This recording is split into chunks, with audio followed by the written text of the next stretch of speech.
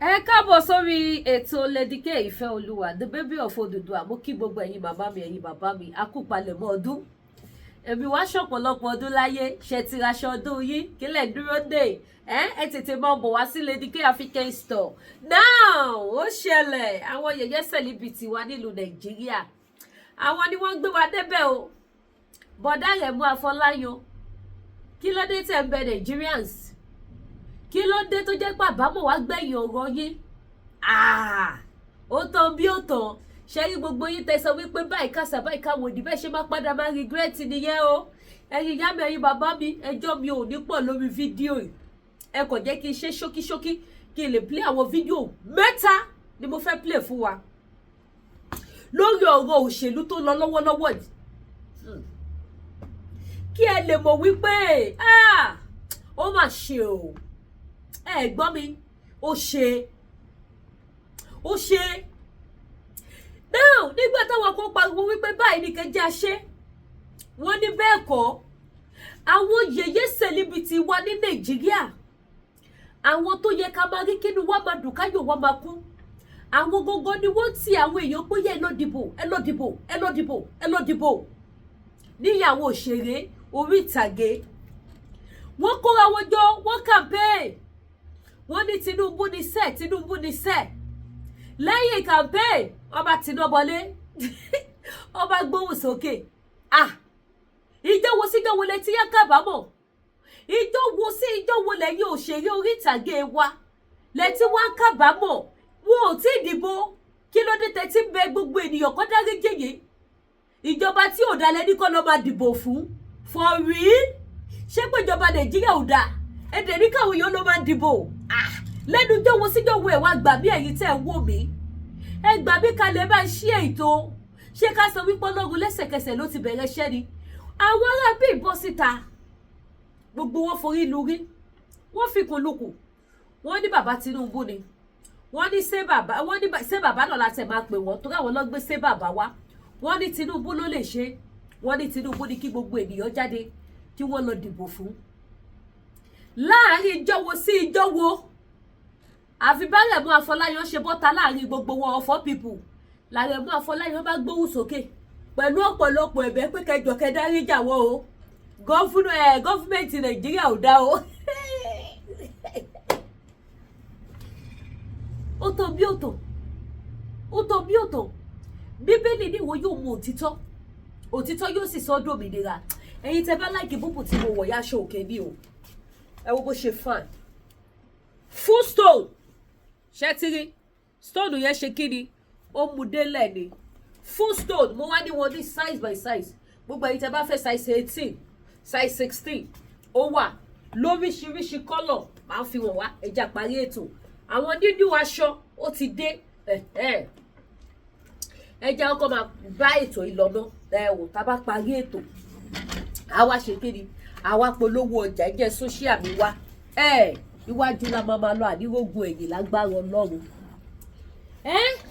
Ó gbẹnu tó ká màmá o, ó lágbára yéye o.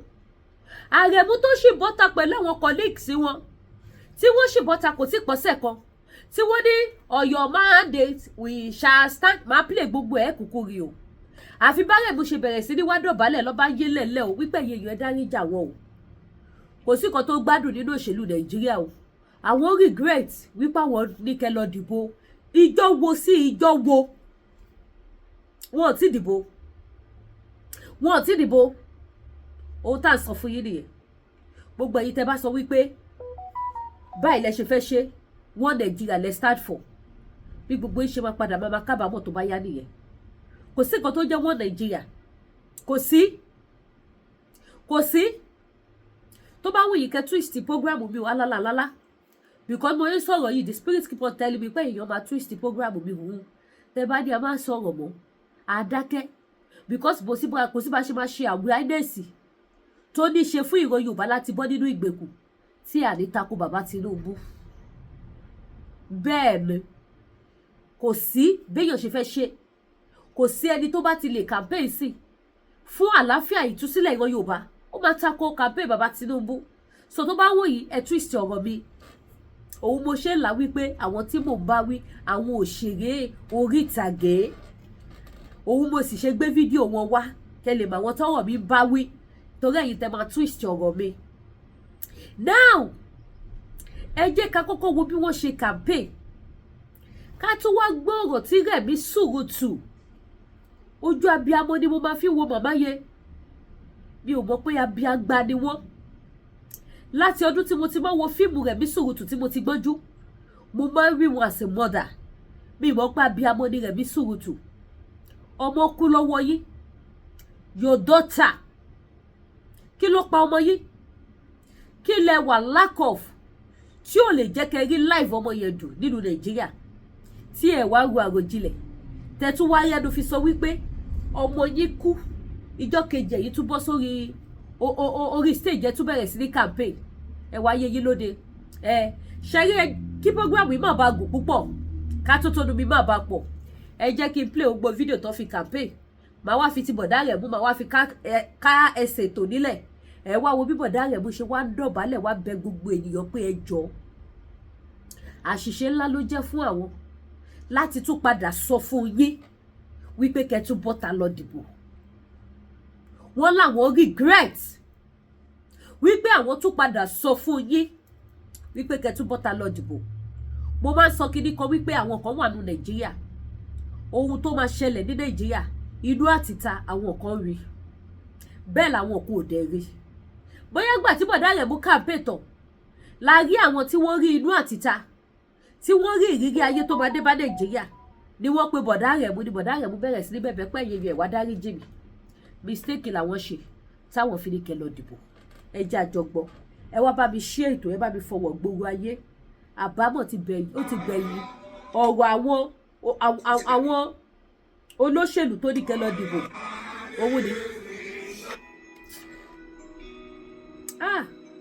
Máa wá dá yín lò ẹ jọ 1 minute ẹ má bínú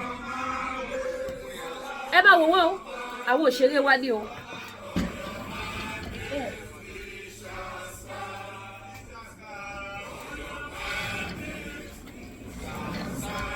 ṣé tí gbogbo ẹ̀ báyà aṣọ òkè ni.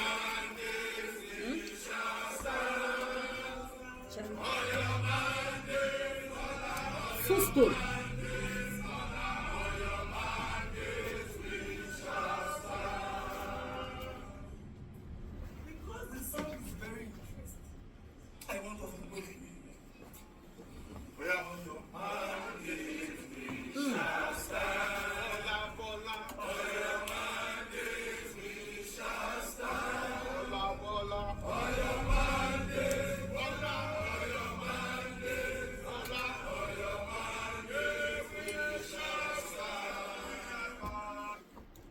Now, òun lẹ ti gbọ́ your mandate we shall stand.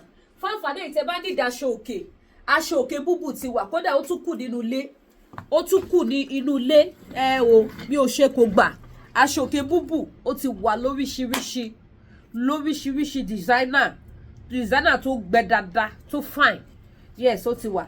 Now ẹ ti bá mi gbọ́ ìyẹn ẹ jẹ́ ká gbọ́rọ̀ lẹ́nu àǹtí Rẹ̀mí Surutu àǹtí Rẹ̀mí Surutu àǹtí ni màá pè wọ́n mi ní pè wọ́n ní mọ́mì ẹ jẹ́ àjọ gbọ́rọ̀ lẹ́nu wọn ó yá ẹ máa gbọ́ ẹ bá ṣe ọ. People have been batching me on the internet during campaign time. They said a lot. They even insulted me and said to me that the day to election, they said to me that it was assured that I was following that killed my child. But I care less. I still went on the second day to go and vote. Don't let anybody deceive you. Don't let anybody scare you. When I met Tinubu, our Baba, he's doing well. If you think he has not done well, suggest a man in your family. Let that person come and govern for just 1 day. Then you know what is going on.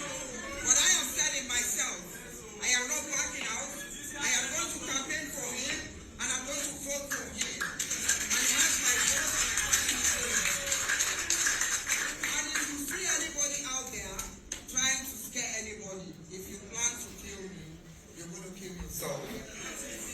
Because when you are going on your straight line with your good heart, nothing happens to you. It's only, there are so many antibodies. When they want to take money, they will come and with you. They will leave, they will go to another place. I'm with you. No. You have to know what you are doing. You have to know what you want for yourself. If this man has not been causing a lot of things, Nigeria would have gone into big mess by now. But we don't know. We just sit at the back of our houses. This man does not sleep. The wife is always traveling all over. The son too moving around. How many politicians that you have seen the son moving around? Ṣé ti gbọ́ nǹkan tá à ń tirẹ̀ mi sọ? Ẹ ti gbọ́? Wọ́n ní àwọn èèyàn tún sọ fún àwọn wípé bàbá Tinubu táwọn campaign fún ló jẹ́ kí ọmọ àwọn kú. Àwọn dẹ̀ bọ́ta níjọ́ kejì, àwọn dẹ̀ lọ dìbò. Ó mà ṣe o. Gbogbo ẹ̀yin tẹ́ wò mí kí n tó wá play video bọ̀dá rẹ̀ mu. Nígbà tí wọ́n ń pa àwọn èèyàn lọ́tún mi lósì, ìjẹ́ ẹ rí kí màmá rẹ̀ mi Sùúrùtù kó bọ́ síta. Ìjẹ́ ẹ rí gbogbo àwọn tẹ́ wò nínú videos ẹ̀, gbogbo àwọn actor actress. Ìjẹ́ ẹ rí wọn kí wọ́n bọ́ síta. Wọ́n lẹ́ni tó kàn ló mọ̀. Kọ́ lọ́ má jẹ́ ká burú kàn wá. Ẹni tó kàn ló mọ̀. Kọ́ lọ́ má jẹ́ ká burú kàn wá. Wọ́n ní Nigeria is going to be better. Lágo mélòó? Ṣé nígbà tí ẹ̀mí ìlàjì èèyàn bá ti sọnù? Ẹ̀yin màmá mi, ẹ̀yin bàbá mi, mo ní àǹfààní àti sọ fún yín wípé ní àná on the 18 ọjọ́ kejìdínlógún oṣù kẹta ọdún 2026 ọ̀pọ̀lọpọ̀ ẹ̀mí òun ló tún sọnù ní Nàìjíríà. Ọ̀pọ̀lọpọ̀ ìṣẹ̀lẹ̀ aburú ló ṣẹlẹ̀. Wọ́n lọ attack àwọn èèyàn ní different location. Ní àwọn Boko Haram ti lọ attack àwọn èèyàn. I have one video here, video evidence ni. Wọ́n sọ time and date tí zeti yẹn ṣẹlẹ̀ sáwọn ní àná on the 18. Ẹ̀yin èèyàn ṣẹ̀tìráyé lóde. Tẹ́ bá jẹ́ kó tì yín, ẹ̀yin lẹ́ni ìṣòro ẹ o. Ẹ tiẹ̀ sọ fún gbogbo àwọn celebrity kí wọ́n bọ́ síta kó wá ṣe protest, kó wá bá yín pariwo wípé we want security. As you are looking at them, iṣẹ́ owó wọn ni wọ́n ń ṣe. Iṣẹ́ owó wọn òun ni wọ́n ń ṣe. Ẹ jọ aṣọ tí bá ti display tẹ́ bá like, ẹ screenshot ẹ send ẹ sí WhatsApp mi. Ṣé gbogbo àwọn aṣọ tí bá display fún yín, mo ní wọn ní size by size. Kò sí àwọn designer latest àdìrẹ tẹ́ fẹ́ ṣe tẹ́lẹ̀ bá lọ́dọ̀ Lady K. I have different aṣọ, different style. Ó kún bíbá. Ẹ fẹ́ rà fún yàn ni, ẹ fẹ́ ṣe bákan ni, ẹ pè mí. Now let's continue. Ẹ jẹ́ ká play títí bọ̀dá rẹ̀ mú kí fídíò wa má bàa gùn jù torí mo máa polówó ọjà. Àwọn mọ́mì mi ti ń complain pé Lady K ò kí ń display àwọn jewelries fún wa. Ayédè ní k'Elédùmarè ṣàánú mi. All my Igbo friends that No. come to me and say, Oh yeah.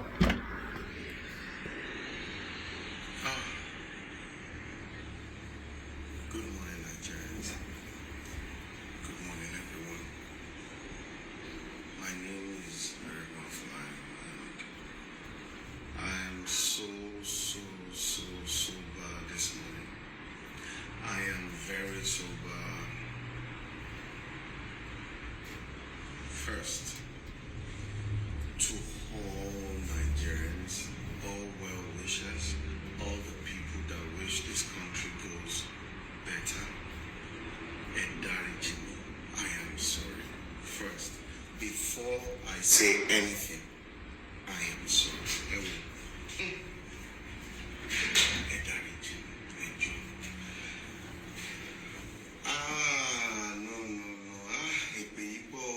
Ẹ ti gbèpè. Èpè yìí pọ̀ o, mi ì dẹ̀ṣẹ̀ o, mo kọ̀ go wrong ni. Mo go wrong. Mo pick nǹkan tí ó yẹ kí n pick, and I am seriously sorry. So first, two narrations is going on social media, which is mo gba owó. Mi gba owó rárá. My heart is heavy, and I have hurt a lot of Nigerians deeply. Ẹ dákun foríjì mi, ẹ dákun.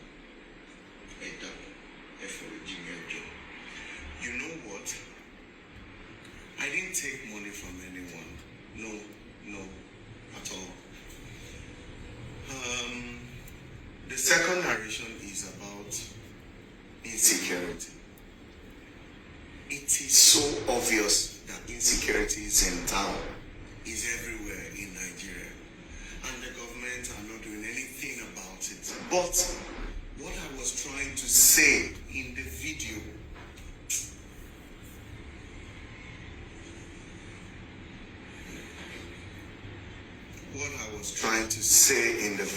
is, anybody to say, hey,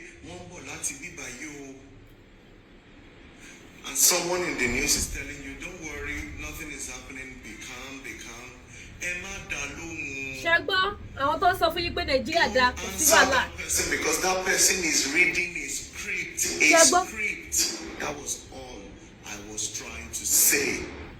That don't answer that person, because the person saying, be calm, everything will be fine. In a script, somebody told him or her to read. I am sorry, Nigerians. What I was saying in essence is insecurities in Nigeria. Don't worry, everything will be fine, is lying. Shagba, The person is lying because it's obvious that there is insecurity.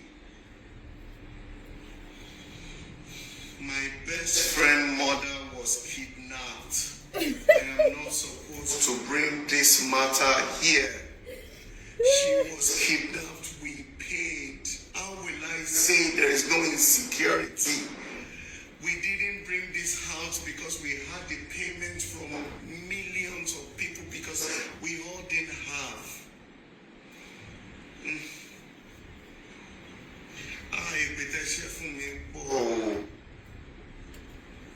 What I was saying about insecurity is, if anyone is reading a script on television telling you don't worry, everything is fine, they are not doing anything in any place, it's a lie. You run away because there is obviously something wrong. That person is saying what they want him to say.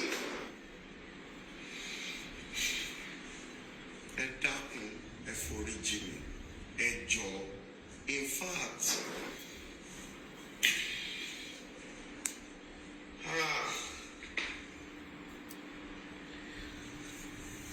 due to this heat and every course I've gotten, I am telling you right now, Nigerians, that I am in my very, very lower stage. Sober to my people, because my people come first and you are my people. You've supported me through my career as an actor. You've supported my business, my 2 businesses. It's not the government that supports my business, it's you. I am sorry. I am sorry. Please forgive me. Insta blog, all the Gist lover, all of you that just made all this thing so terrible. I understand you are doing your job. Thank you. I take all this blame. I take it. I am really sorry. All of you. Everyone that matters to me, sees me and say, oh, I like you. So for this, I know your choice is not Tinubu or the regime of Tinubu. Of course, I am withdrawing everything about. In fact, what I went to do is just to call Lege. I like this thing you brought up, because right now we can now talk to our local government chairman directly and hold them accountable. That was why I went for that, not the other way around. I'm sorry, Nigerians. Please forgive me, please. I'm withdrawing myself. Anything that has to do with politics, anything that has to do with politics, I'm withdrawing. And I'm standing with you, my people. Please forgive me. Moyo, please, all of those carbs, all those accessories, just go throw them off into the garbage. I don't care. I don't want to have anything to do with this again. Again, I repeat, Mami, Babami, Enya Brumi, Enyo Remi, Enyo me, Niori, social media, and that. Please, my people, yes, I cannot see me, but I apologize to more people called Daijini, to all my Igbo friends that called me and said, Aramo, you shouldn't have said that. I said, I didn't do anything. They only read it wrong. They only read what I said wrong. They listened to it wrong. What I was saying is, if anyone is telling you, because my Igbo friends call me, 3 of my Hausa friends said, Aremu, they are really bashing. I said, if an Hausa man can call me, that means this thing is everywhere. Shagba? That means multi-share Nigerians. I am sorry. As in, from the depth of my heart, I am sorry. Please forgive me, please. And I'm withdrawing as in with my full chest. I am withdrawing and standing with you people, because that's what I have been doing right from time. Wọ́n ní ẹ dákun. Throw away all these things. Wọ́n ní ẹ má bínú. Anything to do with this Igbo, Yoruba, and there are Hausas that look into me, patronize my business. Now ìtagbọ́n yẹn náà tó mi ò fẹ́ kí program yìí gùn jù. Wọ́n ní dẹkẹ dákun kẹ́ má bínú lẹ́nu jọ̀wọ́ sí jọ̀wọ́. Mi ò sọ fún yín pé wọ́n réyàn pé wọ́n ní inú Haúsá òdù, inú Yíbò òdù, inú Yorùbá òdù sí Nàìjíríà. Àwọn tó ń rí jẹ nínú Nàìjíríà, àwọn nínú wọn ń dùn. Àwọn tí wọ́n ń gbowó fi ṣiṣẹ́ olóṣèlú, àwọn nínú wọn ń dùn. Ọmọ Yorùbá tàtà, ẹgbọ́n nǹkan tí Àrẹ̀mú Afọláyan sọ. Àrẹ̀mú ní wọ́n kidnap ìyá ọ̀rẹ́ àwọn, wọ́n ṣe lóòkú òru. Wọ́n sọ òbítíbitì owó fi gba ìyá ọ̀rẹ́ wọn sílẹ̀. Wọ́n wá ṣe lóòkú òru, wọ́n gbé kúrò lórí social media. Ṣùgbọ́n lóhun tí ò sí lẹ́yìn alábòsí, òun ló jẹ́ kí ohun tó ṣẹlẹ̀ ìṣẹ̀lẹ̀ tí wọ́n wá padà fẹnu wọn sọ síta. Ohun tá ṣe sọ fún èyí ọmọ Yorùbá nìyẹn wípé ẹ jí ẹ má sùn, ẹ má jẹ́ kí wọ́n pe dúdú ní funfun fún yín. Rẹ̀mí Sùrùtù tó sọ̀rọ̀, iṣẹ́ owó ẹ̀ ló ṣe. Gbogbo àwọn olóṣèré tó sọ̀rọ̀, iṣẹ́ owó wọn ló ń ṣe. Kì í ṣe wípé oore tí ìjọba ṣe fún yín nílùú ló jẹ́ kó rí wọn wú tí wọ́n fi ń campaign. Kì í ṣe wípé iṣẹ́ ribiribi tí ìjọba ṣe òun ló jẹ́ kí orí wọn wú tí wọ́n fi wò wípé ẹni tá máa promote lélẹ̀. Iṣẹ́ owó wọn ni wọ́n ṣe. Èyí tó máa gba mọ́tò máa gba mọ́tò, èyí tó máa gba contract á gba contract, èyí tó máa gba connection á gba connection, èyí tó máa gbowó á gbowó. Nígbà táwọn bá wá gbowó tó gba mọ́tò tó gba contract tó gba gbogbo ẹ̀ tán, kí ló máa wá ṣẹlẹ̀ sẹ́yìn tẹ́ lọ dìbò?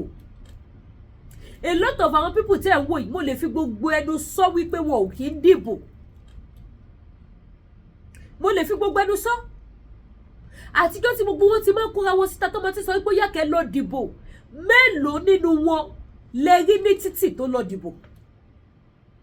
Ẹ fún wa ní picture bí tẹ́ wá ti rí gbogbo wọn pátápátá àwọn tí wọ́n ti ń tẹ̀ka báyìí tí wọ́n ti ń dìbò. Ẹ kàn máa rí fídíò campaign wọn, iṣẹ́ owó wọn ni wọ́n ṣe. Ọmọ Yorùbá, ẹ jẹ́ ẹ má sùn o. Àbámọ̀ kò ní gbẹ̀yìn ọ̀rẹ́ mi àti yín o. Ẹ jẹ́ ká mọ ọmọ ẹni tẹ́ ń ṣe o. Ẹ jẹ́ ká mọ ọmọ ẹni tá à ń ṣe o. Ẹ jẹ́ ká wo ibi tá ti ń bọ̀ tá fi dé ibi tá dé dúró Nàìjíríà 62 àbí 60 kí ni Nàìjíríà? Ṣé 62 àbí 65? Ní tí ẹ mọ̀. Orílẹ̀-èdè tó bá sunwọ̀n fún mi ni máa gbé ọ̀rọ̀ ayé wọn sọ́pọlọ. Gbogbo tó bá mi ni bí mo ṣe máa condemn orílẹ̀-èdè Nàìjíríà. òun ló wà nínú orí ti tèmi bí mo ṣe máa condemn ẹ̀ tí ìran Yorùbá máa bọ́ nínú ìyà tí Boko Haram ò ní pa wá mọ́ ohun tó jẹ mí lógún nìyẹn títí ta fi débi ta dé yìí àyípadà rere wo lẹ rí ẹyẹ èèyàn ẹ jí ẹ má sùn ẹ bá mi share ètò yìí kí eléyìí kó máa jẹ́ awareness fún gbogbo àwọn tí wọ́n sì fẹ́ lọ dìbò kọ́ mọ̀ wípé yes àwọn máa padà regret ẹ̀ ni kí eléyìí kó máa jẹ́ awareness bí ìran Yorùbá ṣe máa bọ́ nínú ìgbèkùn kó jẹ́ awareness bá ṣe máa bọ́ bá ṣe máa rọ́nà lọ òun lélẹ́yìí tí mo gbé wáyé èèyàn tó wò sùsùsùsùsùsù tí odidi ọmọ kú lọ́wọ́ ẹ̀ kí ló pa lọ́mọ tẹ́ bá lọ wo history ló ń ṣe àlẹ́ yìí o tẹ́ bá lọ wò ó sì ó lè jẹ́ treatment ni ò sí.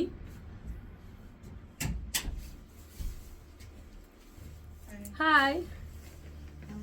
My husband was here. Yes. He said, Yeah, ẹ wo ẹ wá bí ẹ jẹ́ round up customer wà bí so mi ò fi nílé rojọ́ púpọ̀ mọ́ because mo fẹ́ attend sáwọn customer so ẹ wá ra ohun tá à ń tà ọlábọ̀rọ̀ là ń sọ fọmọlúàbí tó bá dénú ẹ̀ kó dòdìdí ọ̀pọ̀ ọ̀rọ̀ òsì kágbọ̀n afẹ́fẹ́ ní gbé lọ àti wíwíwíwí àti kékékékéké láti ìgbà yìí kọ́ lọ jẹ́ kí ìyàwó èèyàn wá sí ẹ wá ra aṣọ ọdún wà ń tà ẹ wá ra aṣọ títí nínà ẹ wá ra African food ẹ wá ra gbogbo táǹtà ní ọ̀dọ̀ Lady K ìfẹ́ olúwa show ẹ má gbàgbé láti bá mi subscribe kẹ́dẹ̀ tọ́ notification bell kẹ́dẹ̀ bá wa like ètò yìí kẹ́dẹ̀ bá mi comment sí ẹ ṣé gan mo dúpẹ́ kẹ́dẹ̀ bá mi share ẹ̀wọ̀ gbòòrò ayé o ojú òní tiyẹn nínú ìkọ̀ṣáyé yín ire o.